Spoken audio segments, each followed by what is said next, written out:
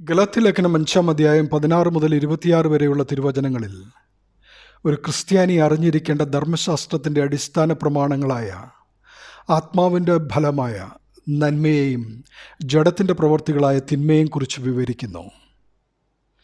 നന്മ ആത്മീക ഫലമാണ്.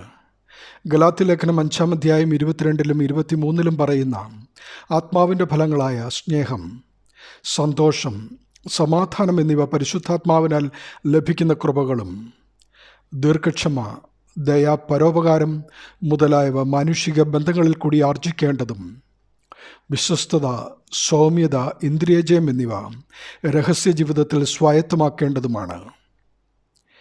എന്നാൽ തിന്മ ജഡീകമാണ്.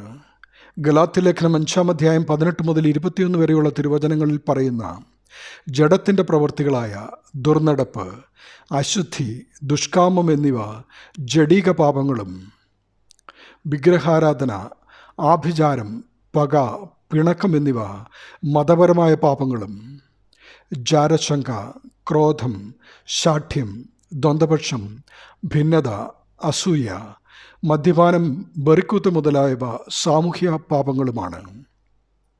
ആത്മാവിനെ അനുസരിച്ച് നടക്കുവിൻ, എന്നാൽ നിങ്ങൾ ജഡത്തിൻ്റെ മോഹം നിവർത്തിക്കുകയില്ല എന്ന് അപ്പോസ്തലൻ ഗലാത്യസഭയെ മാത്രമല്ല നമ്മെയും ഓർമ്മിപ്പിക്കുന്നു.